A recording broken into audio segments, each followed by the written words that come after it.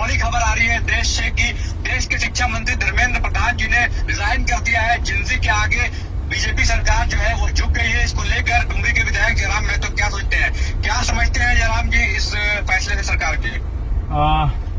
निसंदेह पिछले कुछ दिनों का जो घटनाक्रम रहा, आंदोलन लगातार तेज होना, पूरे देश भर से समर्थन मिलना, सभी राज्यों में अलग अलग स्तर से दिल्ली के आंदोलन के समर्थन में आंदोलन करना, प्रोटेस्ट करना, धरना करना, मार्च करना, बहुत सारी एक्टिविटियां ऐसी हो रही थी जिससे ये संदेश मिल रहा था कि दिल्ली में जो नौजवान बैठे हैं, बहनें बैठी हैं, आंदोलन कर रही हैं, उनको देश के बाकी हिस्सों से भी समर्थन प्राप्त होने लगा है।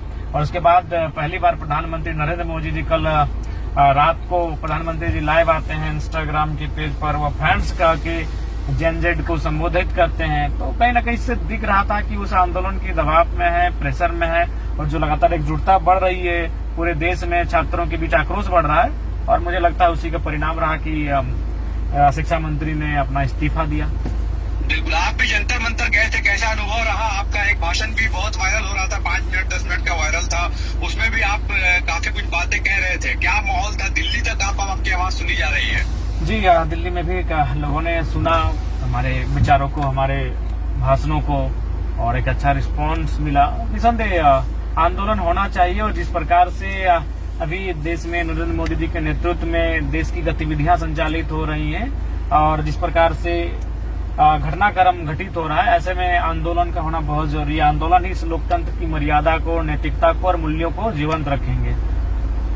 बिल्कुल, ये बताइए जयराम जी, जिस तरह से सीजेपी पार्टी उभर के आई है, जेएल गेम भी 2 साल पहले 3 साल पहले ऐसी उभर के आई थी, जिसके विधायक आप बने, आप अध्यक्ष बने, फिर आपने काफी अच्छा से ऑर्गेनाइज किया अपनी पार्टी को और आगे बहुत हिम्मत से लड़ रही है। क्या लगता है ये सीजेपी आगे का क्या फ्यूचर है? 29 में क्या ये चुनाव लड़ने वाली है या फिर कुछ और प्लान है इनका?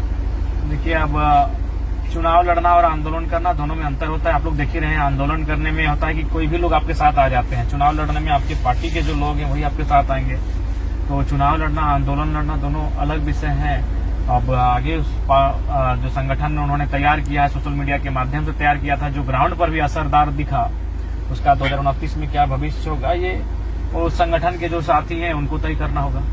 एक तरह का दबाव देखने को मिल रहा है कि आप जो है दबाव सरकार पे आ चुका है, केंद्र सरकार पे। ऐसा नहीं कि जो तानाशाह रवैया चल रहा था वो अब लग रहा है धीरे धीरे खत्म हो रहा है, सरकार भी सॉफ्ट हो रही है, सरकार चीजों को संज्ञान में ले रही है। ये क्या लोकतंत्र के लिए एक बहुत अच्छी पहल है? बिल्कुल लोकतंत्र के लिए अच्छी पहल है। नहीं तो अभी जो आंदोलन हो भी रहे हैं, खासकर आप केंद्र सरकार के खिलाफ, तो उनमें कई आंदोलनकारियों पर कई प्रकार के सवाल आ जाते हैं। यहाँ से फंडिंग हो रहा है, ये ऐसे हैं।